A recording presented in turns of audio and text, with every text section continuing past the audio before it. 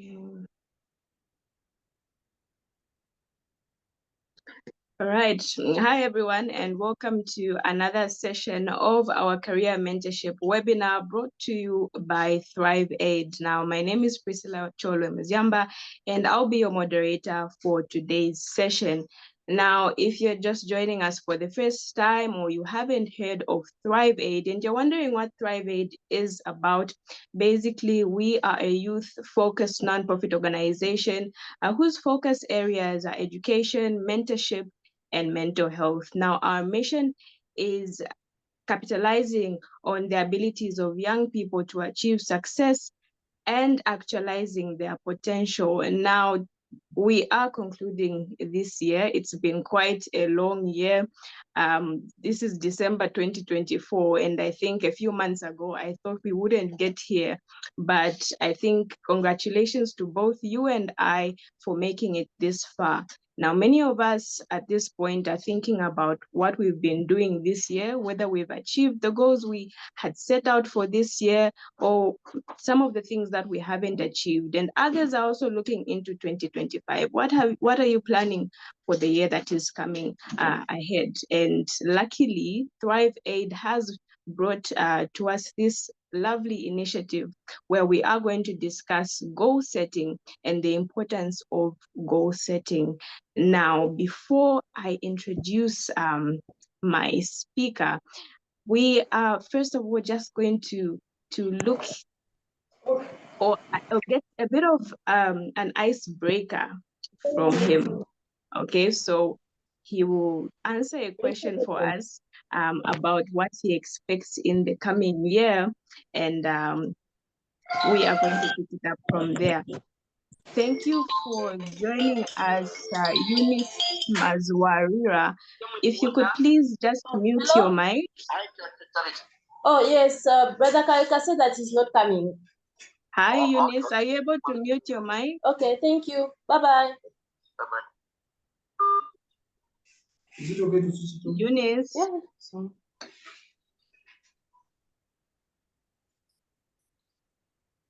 I highly doubt Okay. there's any important call. Can you? Hi, Eunice. Are you able to mute your mic? Let's change the spacing. Okay. All right, so our speaker for today, sorry for that interruption. Our speaker for today is an engineer. He is an author, but he's also an entrepreneur.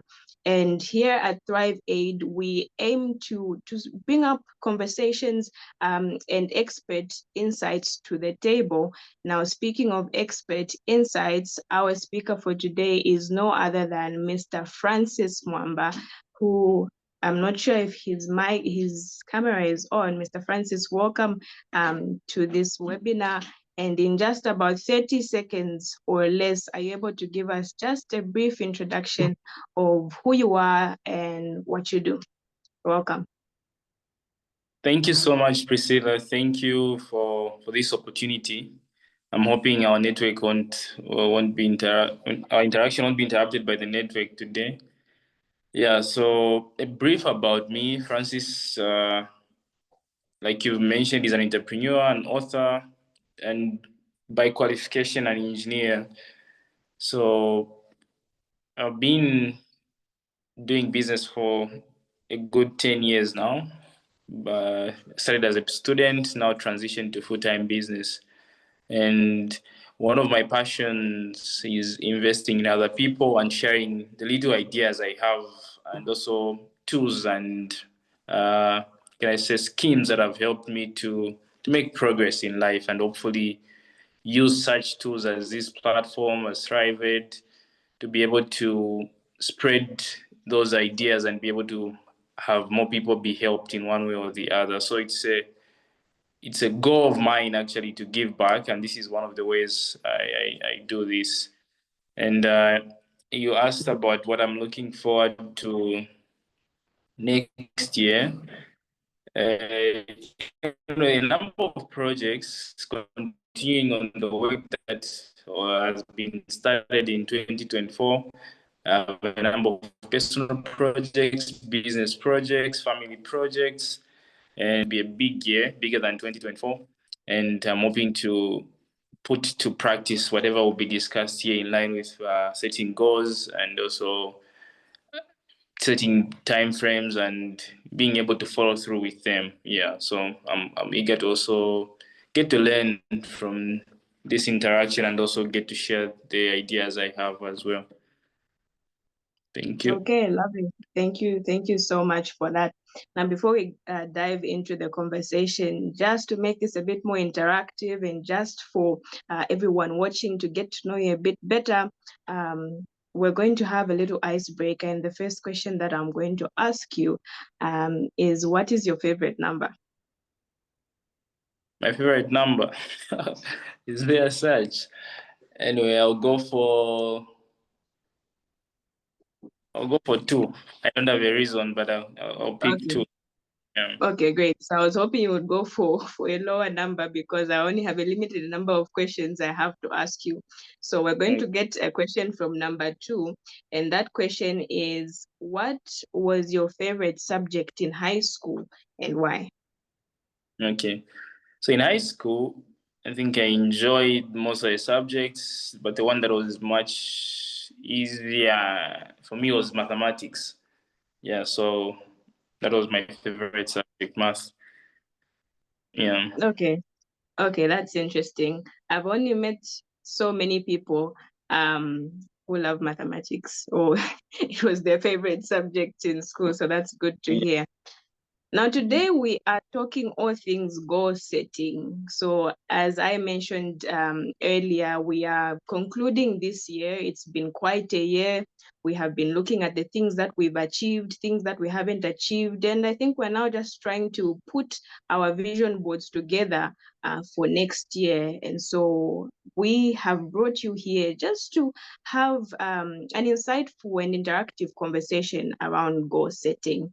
And so just to kickstart this conversation, how would you define goal setting? Okay, so there's various ways you can define what goal setting really is, but just to put it in simpler terms possible, goal setting is the lining up of activities and projects with specific time frames and timelines for their accomplishment. So basically lining up activities that you hope to do in a given time frame and with specific time frames. So that would define goal setting for me. Yeah. Okay, so sort of trying to bring it home with regards to your experience, how would you say it's important with regards to your personal and professional goals? Okay. So I think planning is essentially a very key element in wherever you see success. There should have been someone doing some planning. So success is never accidental. Chances that if success is accidental, you possibly can't explain it. You don't know how it came about. But mostly success in all areas, be it on a personal level, in the professional space, things don't just happen. They require some planning. Someone had to sit down at some point and lay out a plan for something to be able to come to fruition. So be it construction, be it having good grades in school, be it starting a business and turning it to be successful, all that requires planning. So I would term it as a very important component of anyone that uh, looks at one day being successful or are hoping to be successful in the near future in whatever endeavors they've set for themselves. So it's a non-negotiable. You really need to learn what planning is and what are the crucial steps and the key things that you require for you to be an effective planner. So the more you practice planning, the better you get at it. It's more like a skill. There are people that are good at planning their time, planning their day, and lining up the activities in a more efficient way. So the more you practice that, the better you get, because it also goes in line with allocation of resources. Resources can be your time, can be your monies, can be uh, any other tool that you need to be able to be in line with what you want to accomplish. So planning improves a lot about an individual as a whole, as compared to aiming for something without actually sitting down and laying a plan for it. So I can loosely say planning sets you up for success. So it's that significant. Yeah. Okay, great. Thank you so much for that. Now, how would you say that goal setting has helped you to get to the point where you are in life? Has it been a cardinal part of your life? Yes, goal setting has been a very crucial component. I remember the first time I started setting goals was maybe when I was in first year in university. For once, I thought of taking my life a bit more seriously than I was. And what the first thing I started learning to do was planning.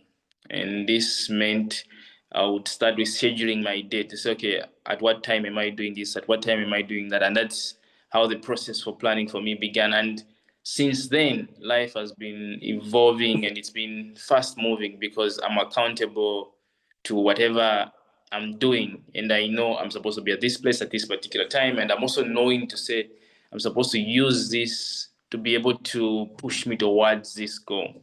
So since that period, I've taken up planning to be a very important task that I do on the regular, and especially at the beginning of a year, like we are going into the next year, it becomes a thing that I take a few days just to lay down activities and projects I hope to see. And I've noticed by doing that for several years, I've been able to be in line with my targets way much more than the times you just wish for things to get better.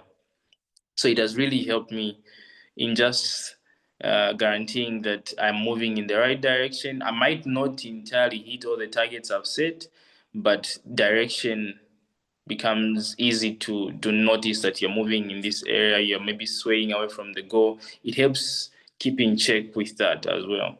So it's been a journey of planning to get to what I've managed to do, and I'm hoping to still learn more things in as far as the world of planning or the space of planning has to offer in terms of what are the skills and the tips, or maybe the, like I've said, the schemes to this. Each level has a different need for planning, and each growth demands a more detailed plan. So you'd find even on a global scale, there's people that do planning for the whole world, people that plan on national levels, people that plan. So planning is something that is an ever ongoing process, but it has to start on a personal and individual level. So if you're not good with planning yourself, it's harder to plan for even something outside yourself. So it becomes very important to study on a personal level. Yeah. Okay, great. Thank you. Thank you so much for sharing that. Now, I was thinking to myself, when we are young, we have times where we have these dreams and aspirations. Maybe you might be 7 years old and you're talking about, no, when I'm 25, I want to own a mansion, I want to own a house. Others would talk about, no, when I'm 25, I want to get married. And then there are times where we have goals such as saying, okay, I think next week I want to do this, and that. So now, would you say that goals are supposed to be categorized in some sort? Are they supposed to be, what I've heard, short and long-term goals? And then what exactly is the definition of a short or a long-term goal? Does it have a standard number of years to say maybe 5 years and above is a long-term goal? And then maybe like 2 days and up to like 3 months is a short-term goal? Like, how do you categorize short and long-term goals? Okay, so when it comes to goals, like you said, there's what are called short-term and long-term goals. So basically, the distinction is, like I've said, even in the definition of what a goal really is, it should be time-bound. There should be a time aspect to it for it to be really a goal. So it's like if you set out something, but it has no specific time frame for its accomplishment, it's like a wish you just sent out. but a goal needs to have a time variable to reach to fully be called a goal. So short-term goals are basically goals that can be achieved within a period of less than 6 months. Anything that you can do within 6 months or less is defined as by the book's definition, it's defined as a short-term goal. Anything that will require you more than 6 months is a long-term goal. So you find it's important to be able to have both kinds of goals because they all add up to what you end up becoming at the end of the day.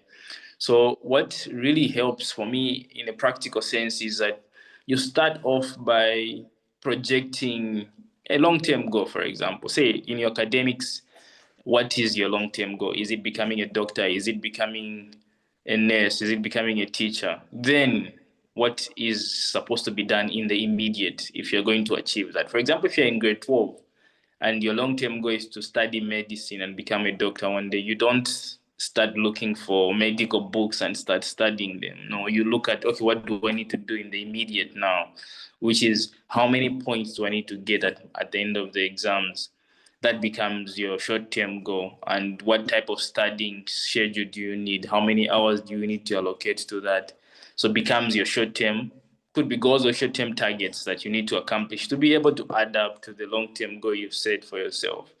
So that in itself makes planning to be a step-by-step process, or goal setting to be a step-by-step process. So you first of all start with a big thing, then you break it down into smaller chunks. So you start with a long term, then break it down to smaller chunks. Most people would want to start with small goals and then hopefully they hope it adds up to something, but you never know what it gets to add up to if you start from the other way around. But if you start with an end in mind, it becomes easy to know what are the steps to get to that end. It doesn't make sense to just start building and hopefully you don't know like what structure you're putting up. Is it going to be a 2-bedroom house?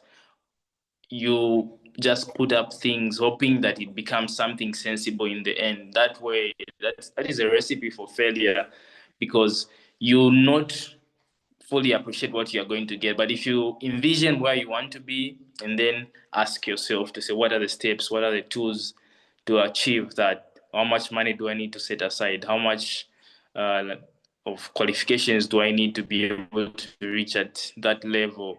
And then you start working your way up to that. Yeah, so short-term goals and long-term goals, they are intertwined, but it's the short-term goals that add up to make the long-term goal.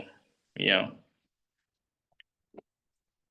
Okay, thank you for that. I like that it's the short-term goals that add up to make the long-term goals. Now, if you're just tuning in, if you're just joining us, welcome. You are tuned into our career mentorship webinar brought to you by Thrive Aid. And now, remember, you can access this video. It will be uploaded on our social media platforms. That is on YouTube. You can also check our Facebook page. And if you just want to know a bit more about Thrive Aid, you can still look us up on Instagram and LinkedIn as well. So do stay tuned to our social media platforms as well. We are talking all things goal setting, even as we conclude this year. How can you set goals for the year to come and even the years to come, not just 2025, but 2025 and beyond.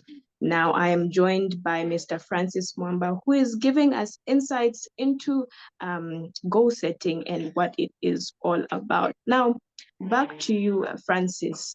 How would you define a well-structured goal? What is there some sort of criteria to say, okay, this is a well-structured goal, or anything that I come up with could be a good goal? Okay. That's a very important question. Like I had said, when it comes to goal setting, as you get to work on your goals, you tend to get better at them. So I'll look at instances when I was just starting, how I used to phrase my goals, how I used to write them down. They would just be too too incomplete to be able to fully define what I, at this point, would define to be a goal. So most people would sit down with a piece of paper and say, I want to buy a car. I want to get an A+. I want to do this, and end at that. So there is an effective way that makes attaining a goal even easier. So the more clear a goal is, the more the chances of you achieving it actually gets. But the trickiness again with that that I've said is, at times we set goals not knowing the person will be by the time we are accomplishing that goal. So we set goals mostly with a limited imagination of who we potentially would have become at the time of following through with the goal. So I'll give you an example. If you set a long-term goal and said, I want to make, let's say, 10,000 in 2025, 10,000 kwacha, because you're using the position you're at, you say, oh, because I make a 1,000 in a month, maybe a 2,000 in a month. So if I save this and this, I'll be able to get to a 10,000 kwacha. In most cases, that is the method that we use. We use who we are right now, but we don't factor in the possibilities that we can actually become better, or maybe find other means of actually making more money in the process. So for you to be able to set a well-rounded goal, it's important to acknowledge where you are and try to challenge yourself and project yourself a bit higher. So most people set goals that, okay, they aim lower, for a lack of a better term. So you aim at a goal and you define it to be realistic and base your judgment because of what you have and what you are seeing and the opportunities that you're able to see. But it's wise to be able to stretch yourself further. Make it, I know in those book definitions of what a goal should have, there's the aspect of being realistic. But if you're going to effectively set goals, they should somehow go beyond that margin. If your realistic is a 10,000 by your calculations, try to challenge it, maybe say times 3 that or times 4 that, and see what actually gets to happen. Because in most cases we aim too low and we hit that and we feel like we've achieved our goal. But if we would have aimed higher, we would have possibly surpassed what we would have initially even set for ourselves. So what defines a goal to be a clear and concise goal? It should, one, be specific. So don't just say, I will be rich by this year. No, it should be figures that you can quantify. I should have this and this to my name by this period. So say I will have $1 million kwacha by end of 2025 in my bank account. That is more clear than saying I will have a lot of money in my account, because a lot of money is relative and you won't know when you're assessing yourself at the end of that period whether you really made a lot of money. What is a lot of money? Maybe your perception of what a lot of money is would have shifted also by the time you're achieving what you're achieving. So it should be a specific. You're supposed to write a specific. Okay, in short, make it as specific as you can go, as much information you can add to it. So, and I learned this some years back, that making it in the present tense increases some chances of you achieving it. For example, you don't try to say, I will have this by this and this date. What I learned later on was that it's more effective to your brain to be able to accept that it's doable when you phrase it. Instead of saying I will have, you say I have. You write your goals as if they've already been achieved. That way your brain starts to work harder to be able to make that into an actual reality. So make them as positive, in a positive, already achieved format, and be specific with the writings, be specific with the numbers, be specific with the most important component, also the time frame. Give yourself at least by this period, by 21st December, by 7th October, it should be exact to say by this period I should have finished reading this book. If you're going to read a book, by this date I should finish reading this book. And after you've done that, the most important step is not just ending at writing that. If you get good at writing that sentence, that's a big plus. But the other important thing that follows that is getting to sit yourself down and do to be able to achieve this. So you get to sit yourself down and say, what are the 3, 4, 5 things that I need to do to be able to achieve this goal I've written on top here? Then you break down. And my goal is to start a business, and the business should be able to make at least 5,000. For the end of the day, by 31st December, I said we should be specific, so you shouldn't write by end of year, but by the exact date. And then on your bullets, now you get to indicate to say, I need to attend a seminar on business or 2 seminars on business this year. I need to start reading these and these number of books by this and this dates. I should have read these and these books. Or I need to set up a business by this and this time frame. So there should be a breakdown to each goal with the detailness it requires. That way, even when you get to sit down and analyze what you had set for yourself, you'll be able to know why that goal wasn't achieved, because these steps were not followed, or one of them was missed, or maybe the deadlines were not followed. So it gives you a clear reason of what you need to improve on going forward, because at the end of setting goals and following through with them, you should be able to sit down and evaluate yourself and assess what you did right and what you didn't right, so that as you move forward, you improve on the mistakes that were done. So that is the essence of having a detailed breakdown of everything that you're looking at. Yeah.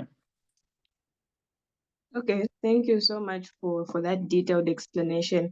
I actually like what you mentioned with regards to setting high goals, aim high, right? So I think I've always had this policy even when I'm in school. I don't know where I got it from, but I just felt that if you set yourself, let's say we have students watching this, obviously. So let's say a student wants to get an A+ in a subject, or just wants to get high grades.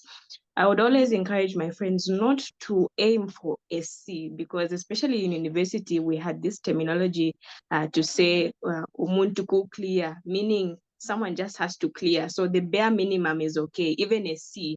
So even as you are studying just for a C. But if you study for a C, you might find yourself in the Ds. So I always used to say, study for an A+, aim for an A+, and even if you are to fall, you will fall in a good range. That could be an A, that could be at least a B+ or a B. And another thing I think you mentioned was life. I don't know if it's life or the brain. I don't know where I got that from as well, but life in itself does not work in the past, where you, or in the future where you're talking about, no, I will do this or I will do that. You kind of have to say, I am the president of Zambia. I am, the best mathematics student in my class, and not talk about sort of the future. So I like those points that you brought out. Thank you for that. Now, moving forward, we're curious to know, have you had some sort of mentorship with regards to goal setting? Is this something that you figured out on your own, or you had some people or person who you talked to and sort of guided you through the process of goal setting? No, that's a very good question, actually. So specifically in line with goal setting, I've always had an accountability partner. I think for the first 2 years, I think I was just setting goals on my own. But somewhere 2 years after that, I luckily had someone I can call an accountability partner. By then, they were my mentor as well in other aspects of life. So I would easily write my goals and then run them by them. Like do a normal presentation, like a Word document you send to them, they review, then you have a chat with them in line with what you've written, what your expectations, or what they just get clarity on what you meant by that goal, or what did you mean here, why are the goals balanced, have you set goals in all aspects of your life? So that really helped me a lot, because when you're just doing things alone, you tend to be biased. You tend to set goals that make you comfortable. But if someone that knows you and they can easily point out your strengths and give you courage to aim higher, it becomes easier to also believe in yourself. So I've always had someone that I set goals with, and not just my partner, but also my mentor at the time would have sessions with. And I feel like that has really helped me in a lot of ways. Now that I look back, I feel like it made it easier for me to stay committed, to stay consistent, because I don't know how we are wired. We are more easily disciplined when we know someone else is watching as compared when we're just alone. It's easy to give up. It's easy to, like I've said, to aim lower if you're just looking at yourself. It's easy to say, I won't wake up and study today, as if anyone will notice. But if you have someone that is noticing, it becomes easy to stay committed. So I would advise, you might not have quote unquote a mentor, but you definitely need someone you can define as an accountability partner. Either you exchange goals, or you just run your goals by them and say, okay, in the next 2 months, I want to do this. I want you to help me stay accountable. Or maybe they can easily advise you. They're more mature, they're a bit ahead of you. Or maybe it could be peers as well. They're also looking for something out of life. They're also wanting to improve themselves. It becomes easier to encourage each other in that way. So I've always had someone that has helped me, and I'm forever indebted to people like that. Yeah, they are rare to find, but if you have people that you can trust with your ideas and your raw thoughts, most people, like you find on social media, people discourage, don't share your goals until you achieve them, because it brings bad energy when you start speaking before accomplishing it. But you need people that you can easily call your safe space and be able to share your goals with, and they check on you on the regular. Yeah. Awesome. Thank you so much for that. You've brought out a very important point, and that is, I think, having an accountability partner. And that's something that I think most people do not really think is as important as it should be. We've got students, high school students, university students, people in their careers, in the corporate space, entrepreneurs. And I feel it's essential for at each stage of life for an individual to have an accountability partner. For the young people watching this, you have best friends at school, you have crews or cliques at school, but what exactly is it that you're doing with your friends? Do you guys sit together at the end of the year to discuss what your goals for the next year are? And are you going to be accountable to each other for those goals? That's something I think we need to look into. I think a lot of young people are accountability partners for each other in other things, going out to parties. They'll be accountable for that. But when it comes to constructive work, it's quite rare. So it's yes, you've mentioned that most people say don't share your goals with other people because they haven't yet come into fruition. But I feel that even though accountability partners are rare, there are people who we are just sleeping on really right now that could be our accountability partners, but we just haven't yet tried to get to them or to reach out to them. And this was speaking into the next question I had for you, which is, how do you think one can be disciplined even as they pursue their goals? Already you've mentioned that you have to have an accountability partner, and I think that's one of the ways you could discipline yourself, because you have someone who is looking out for you and who is able to question you to say, did you achieve this goal? But apart from having an accountability partner, what else do you think someone can do to cultivate discipline and maintain it even as they achieve their goals? Okay, that's a very good question, because at the end of the day, without discipline, even writing goals will not be done. So even sitting down yourself to be able to set goals demands discipline, especially with a lot of noise in the world we are in today. Social media wants your attention. There's WhatsApp statuses to view. It becomes hard to be able to stay disciplined, and it has to take an intentionality. And one way of being intentional is by setting boundaries. So boundaries are very crucial in as far as goal setting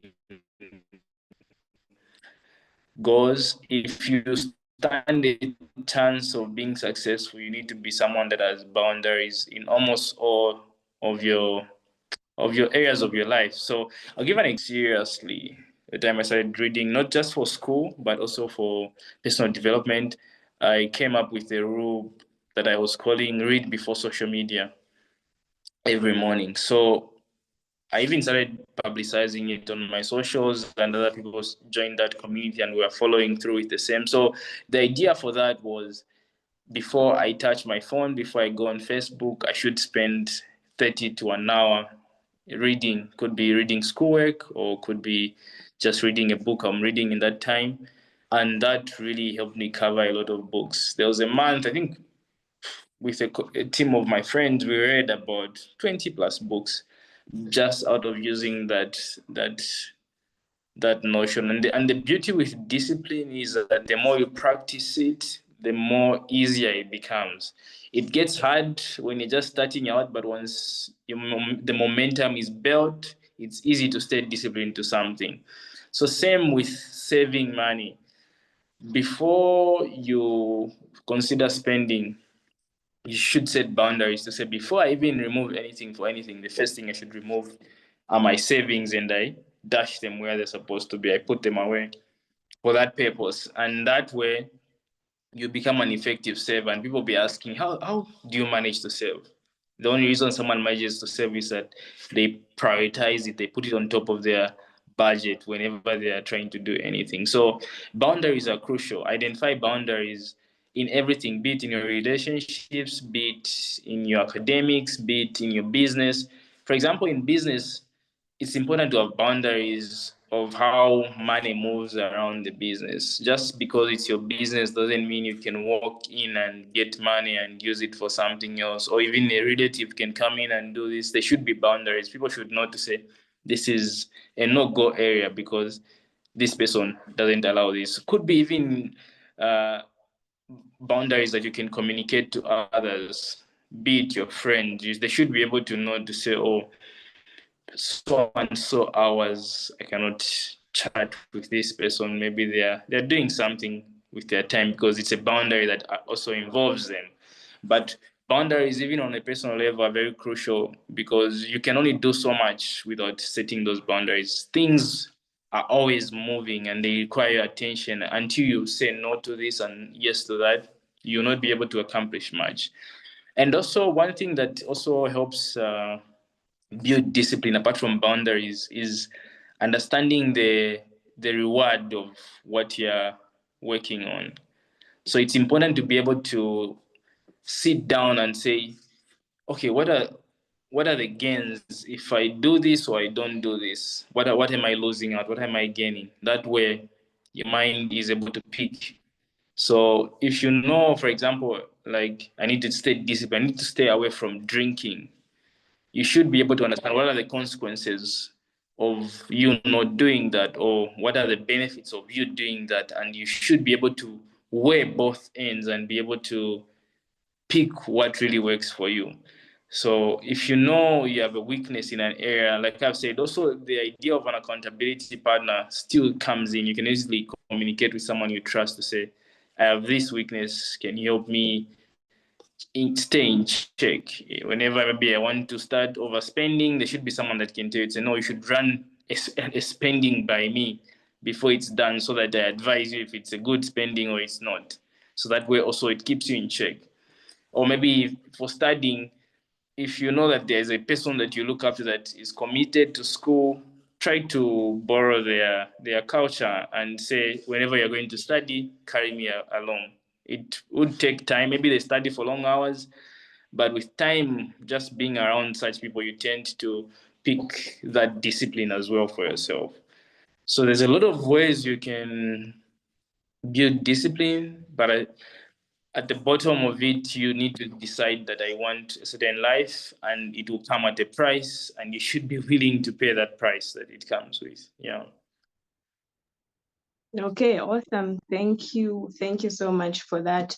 I like what you've said about creating boundaries. I think every time I watch these not watch rather, every time I moderate these sessions and get to interact with different panelists in these career mentorship webinars, I always think about how much I had missed out on in my time in high school. And if I was privy to such information, I feel like it would have helped me a lot. But I do hope that everyone watching is getting one or two things out of this. When we speak of boundaries, I feel like many young people, especially in high school, for example, we're unable to make boundaries for ourselves. And so when you're trying to study, for example, a friend will come to you and say, you know what, I think let's go and do this and that, and you will leave your studies and go because you haven't really created those principles and boundaries around your goals and exactly what you're trying to achieve. So thank you for sharing that. Now, if you're just joining us, thank you for tuning in. You are tuned into our career mentorship webinar brought to you by Thrive Aid, and we are talking all things goal setting, and I'm joined by Mr. Francis Mwamba. And now, if you'd like to know more about Thrive 8, please do follow us on our social media platforms. That is on YouTube, LinkedIn, Instagram, and Facebook. And if at all you've joined us at the very last few minutes of this webinar, you can look out for this recording of this webinar, and on all our social media platforms, especially on YouTube. Now, moving into the next question, it is almost the top of the hour, and I think I'm having a hard time winding down this session. But Francis, how would you advise someone who feels that, okay, I had placed a goal for myself this year. At the beginning of this year, I had wanted to do ABCD, but I feel that looking back, I have not exactly accomplished what I wanted to accomplish, and I feel like I've failed. How would you advise someone feeling like that, or someone who's in that situation? Okay, thank you so much for that. So, like I had said in the early instance, when we're setting goals, like most book definition would demand that the goals are realistic. So you should be able to go back to the drawing board and ask yourself, what really didn't you do to be able to achieve that goal? Is it that you didn't follow through with the plans that you had set for yourself? Or is it that you lacked the discipline you needed to go with that? Or is it that things just didn't work out? You tried your best, but things didn't work out. And I also want to speak to that person and say, if you've set a goal and you try to follow through with it, setting a goal is a discipline on its own, and trying to follow through with it is a discipline of its own. It doesn't mean that each time you set a goal, you'll always be hitting it. And in most cases, if each goal that you've set, you're able to hit it, means maybe you're setting lower goals. Goals should be challenging, and you should be able to give yourself some credit for even having aimed high and having tried in the first place, because very few people are actually doing this. People are hardly setting goals. People have given up on a lot of things, and people are just moving around hoping things adds up. But the fact that you're able to set goals and able to even make the effort to follow through, you're already ahead of 90% of people. And if that's not comfort enough, the fact that you still even have another year starting, you have more room to even redo those things, and even with a more experience that you've gained from not having accomplished them, chances that you even be able to do bigger. So it should be motivating, like you aimed and you tried, but it just didn't work out, and you still have the chance to do so. It should only be discouraging when you know this is it. There's nothing. This is your end. But the fact that you still have time to dream again and aim at something, that is a good thing. Even for people like those that were writing exams, maybe grade 9, and you didn't do well, it's not the end of the world. It's an opportunity to be able to evaluate yourself, sit yourself down. I know it's not easy as I'm saying it. I failed an exam before, and I know the pain of that, but it should be an opportunity to say, let me go again, let me try, and let me this time do better than I did last time. So each opportunity to be able to look back should be a reminder that you still have a chance to do. Give yourself as many chances as you want, and never give up until you accomplish what you want to achieve for yourself. Yeah. Okay, thank you for that. And I think it actually speaks into the next question as well, which basically is, I feel like we live in a fast-paced world, and I mean, each and every one of us has goals, we have aspirations, and so it's easy to fall victim of comparison, especially now in the era of social media. So you find, yeah, a young person or anyone really sets a goal for themselves, but they sort of feel discouraged because they will go on LinkedIn, for example. I think it's one of the suspects that everyone talks about. No, when we go on LinkedIn, we feel it's toxic, this and that, because when you go on LinkedIn, I feel like most people see accomplishments. Okay, I'm proud to announce that this is and that. And so I've heard quite a number of young people actually telling me that they are not on LinkedIn because they feel some sort of pressure, with regards to achieving certain goals and aspirations. Yeah, and they feel belittled sometimes. So now, how would you, let's say, advise someone with regards to, you know, any small step that you make in life is important. The small milestones that we achieve, how would you say these are important with regards to achieving even the long-term or overall goals that we want to achieve? Okay. Actually, that's a good point you brought up, especially like you said in our social media world, people are probably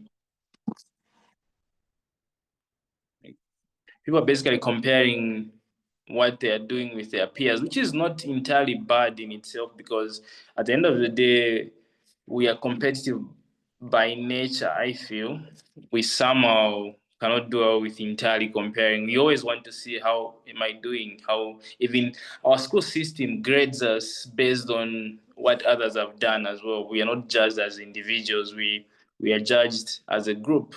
So it's not an easy thing to run away from entirely, but you should be able to understand that at the end of the day, you have your own race to run. And if you've set your purpose, if you know your purpose, if you know the direction you're supposed to go, you will not be intimidated by anyone that's doing bigger or better than you. Those should be actually people you can learn from. If someone has been able to achieve something that you also look forward to achieving, maybe they've done it earlier than you, maybe they've done it much bigger than you. It's an opportunity to be able to learn and say, oh, if someone can do this, maybe there's something they're doing that I haven't yet figured out. And you can easily learn from such people and borrow ideas and also exchange notes. So competition will always be there, but healthy competition is what I would encourage. Try to compete with a view of wanting to better yourself and learn from the other person that's doing better. I've had the opportunity to learn from different people that have gone ahead of me, and I make sure I do not belittle anyone that I notice is successful, be it they are age mates of mine or they are younger than me. I always know that there's effort where you see results. Someone had put in certain type of effort, so maybe there's a method they are using. I remember in high school, our when I finished grade 9, I went, starting grade 10, my math grades were not very good. So I had a friend of mine, luckily I found a friend of mine when I went in grade 10 who was very good with math. So this guy would get almost everything. That is grade 10. And me, at that point, I was getting maybe 50, 60. And I made it a goal that I'll need to learn whatever this guy is doing. That was my only view. And I used to follow them wherever they are, how they are studying, what's the method they are using. And the time we were reaching grade 12, we were, I think at the times I would even do better than him in class. Yeah. So it all comes with the approach you use. It doesn't mean like I wasn't envious, but I was inspired and encouraged by the same person. So you should be able to look at accomplishments of others as a possibility that you can also do it. They're human just like you, and if they've done it, there's just some things they're doing that you're not yet doing, or maybe it's just the amount of hours they've invested in their work that you also need to be able to equally be willing to invest for yourself. So competition will always be there, but let's have a healthy competition. That way you'll be able to, even when you make it yourself, you'll not be able to feel like you're on top of everyone now, because that is not a healthy success. You should be able to feel on top because you've worked hard and can actually lift others to get on top with you. So it's a two-way street. The people that are actually looking up to you and the people that you're looking up to. So it should be a healthy view of the entire scenario from those that have gone ahead of you. Yeah. Okay, thank you for that. Actually, it's a good point that you raised. I think many other times we sort of want to fall into, envy, jealousy, unhealthy competition with people who are doing better than us. But I believe, as you've said, it is important to at least learn one or two things from them. It's also, I think, important. I've heard in the past someone mentioned to say sometimes it's good to be in spaces where almost everyone seems to be doing better than you, because then only then will you be challenged as well to do better. I feel like as human beings, we've got that superiority complex where we want to be the person that's happening in the room, the person that's achieving the most goals, the most successful. But I think every now and then we have to be surrounded by people who are doing better than us, just to be inspired. And if at all you are in a space where you are doing a bit better than others, you need to be a form of inspiration and not belittling others, as you've mentioned. Now, unfortunately, we have exceeded the stipulated time we had to have this webinar. But even as we conclude, Francis, are you able to just give us a few last words, a few words of encouragement or words of advice to us listening to you right now? Okay, thank you so much, Priscilla, for this wonderful. I don't know if it's an interview. It felt like an interview, though. This is not my usual kind of format, but it was good, and I appreciate your time. And generally, just a word of advice, like I had said in the starting, to say success is never an accident. You never get to meet anyone successful, and they tell you that they became successful because someone accidentally sent them money, or someone accidentally did something for them. It's always that one, like roughly process. So you should be able to find what are these tips, and one of them is what we were discussing today, which is goal setting. And this is a big foundation for a lot of successful people, and you really need to master this and be able to use it to your advantage to be able to position yourself for a successful future. So I'm hoping and praying that we all get to achieve even bigger things than we did in 2024. Going into 2025, we should be able to set clear and concise goals and be able to follow through with them. For those that do not have accountability partners, please make the effort of doing so. And you'll see how wonderful things will just fall in place. So I'm wishing you a successful 2025. I'm hoping next time we have a similar interaction, there will be reviews of people that have actually done better because of this session. Thank you so much. Awesome. Thank you so much for that. And yes, indeed, hopefully next time it will get to be more interactive. For those who are going to be watching this as a recording, please do make it a point to stay tuned to our social media platforms. Look out for our posters for our career mentorship webinars, and please do make it a point just to join us and just deep dive into these conversations that we have with our panelists. So today we were talking all things goal setting, and we were joined by Mr. Francis Mwamba, and he gave us such a pool of insights and information to choose from. So thank you so much for your time and for being here.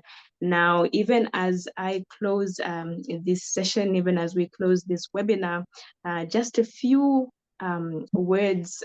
If you know me, you know that I end my webinars with a quote. And this time, this is one from Jim Rohn, who is an American motivational speaker. He is also an author. And this quote reads, "If you don't design your life plan, chances are that you will fall into someone else's plan. And guess what they have planned for you? Not much." I'm going to repeat that. It says, if you do not design your own life plan, chances are that you will fall into someone else's plan. And guess what they have planned for you? Nothing. So in other words, it's saying that if you do not set goals for your life, if you do not plan your life in such a way that you want it to be, eventually you will end up falling into someone else's plan. And ideally, that person will have little to no plans for you. So what do we mean by this? You don't have your own goals. You end up falling under someone else's plan. We are not saying it is bad to support someone else's plan, but basically what we're saying is that we should be able to learn and benefit from each other. And if you don't make plans for yourself, you don't set your own goals, you begin to help other people achieve their goals without exactly achieving yours. And in turn, this ends up being resentment. This ends up being you looking at other people and wondering how they're achieving their goals whilst you are not. It's because you haven't set goals for yourself. You haven't made a plan for yourself. And in essence, the world will make you support other people's goals and other people's plans. So we've been talking about goal setting, and just make it a point, take a day, take even a few hours out of your day before this year ends to make goals for yourself. They don't need to start from 2025. They could start from today. Your goals could start today going forward. So thank you so much for joining us from the Thrive Aid team. My name is Priscilla Cholwe Muziamba. Happy holidays, happy new year in advance, and see you soon. Bye-bye.